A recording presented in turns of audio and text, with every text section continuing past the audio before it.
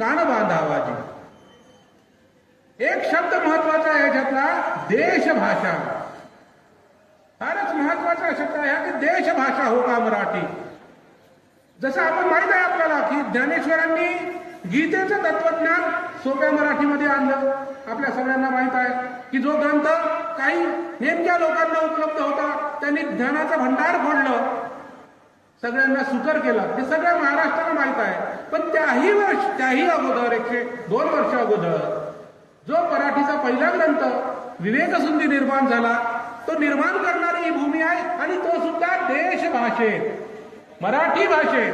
मला तुम्हाला या ठिकाणी सांगितलं पाहिजे, आज मराठीला राजभाषेचा दर्जा आहे महाराष्ट्राच्या निर्मितीनंतर. परंतु एका आदिवासी राजाने हा विचार पहिल्यांदा केला. चंद्रपूरचा गोंड आदिवासी राजा होता रामसिंग. त्याने काही मराठी विद्वान बोलावले आणि मराठीला राजभाषेचा दर्जा पहिल्यांदा दिला विवेकसिंधू निर्माण व्हायच्या कमीत कमी 40 वर्ष अगोदर. आपण इतिहास समजून घेऊया. 40 वर्ष अगोदर त्या गोंड आदिवासी नृपतीने असा विचार केला की जी लोकल लँग्वेज आहे, ही आपली प्रांतीय भाषा आहे, तिचा सन्मान झाला पाहिजे आणि म्हणून त्याने त्यात तो प्रयत्न केला.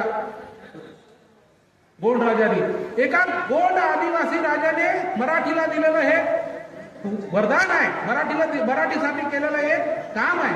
आणि त्यानंतर 40 वर्षानंतर भाषा प्रगत होत जाते.